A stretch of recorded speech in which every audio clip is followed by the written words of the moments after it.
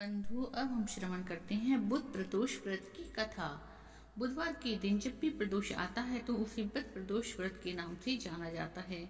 कहा जाता है कि प्रदोष व्रत के प्रभाव से व्यक्ति की सभी मनोकामनाएं पूर्ण होती है और माता शिव और पार्वती जी का आशीर्वाद मिलता है। यदि आप प्रदोष व्रत करते हैं तो बुध प्रदोष व्रत की कथा का श्रवण जरूर करें, नहीं तो उसके बिना आपकी पूजा अधूरी हो जाती है। यह एक पौराणिक कथा है।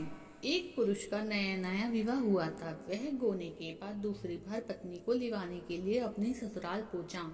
उसने सास से कहा कि बुधवार के दिन ही पत्नी को लेकर अपने देश में जाएगा। उस पुरुष के सास ससुर ने साले सालियों ने उसे समझाया, बुधवार को पत्नी को विदा कराकर ले जाना शुभ नहीं है, लेकिन वह पुरुष अपनी जिद से टस से मस नहीं हुआ। बाध्य होकर सास ससुर को अपने जमाता और पुत्री को भारी मन से विदा करना पड़ा। पति पत्नी बैलगाड़ी में चली जा रही थी। एक नगर के बाहर निकलते ही पत्नी को प्यास लगी। पत्नी लोटा लेकर अपनी पत्नी के लिए पानी लेने गया। जब वह पानी लेकर लौटा तो उसके क्रोध और आश्चर्य की सीमा ना रही, क्योंकि उसकी पत्नी किसी अन्य पुरुष के लाए लोटे से पानी पीकर हंस हंस कर बतिया रही थी। क्रोध में आग बबूला होकर वह आदमी से झगड़ा करने लगा, मगर यह देखकर उसके आश्चर्य की सीमा ना रही। उस पुरुष की शक्ल एकदम उसी आदमी से हूबहू मिलती थी।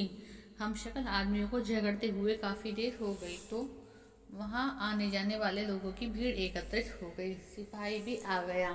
सिपाही ने स्त्री से पूछा कि इन दोनों में से कौन सा आदमी तेरा पति है। वह बेचारी असमंजस में पड़ गई, क्योंकि दोनों की शक्ल एक दूसरे से हूबहू मिलती थी। बीच राह में अपनी पत्नी को इस तरह लुटा पुटा देखकर उस पुरुष की आंख भर आई। वह शंकर भगवान से प्रार्थना करने लगा कि हे भगवान, आप मेरी पत्नी की रक्षा करो। मुझसे बहुत बड़ी भूल हुई है। मैं बुधवार को अपनी पत्नी को विदा करा लाया।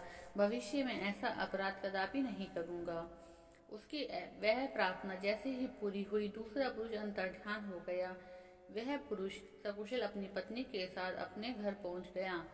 उस दिन के बाद पति पत्नी नियम पूर्वक बुधवार प्रदोष व्रत को करने लगे।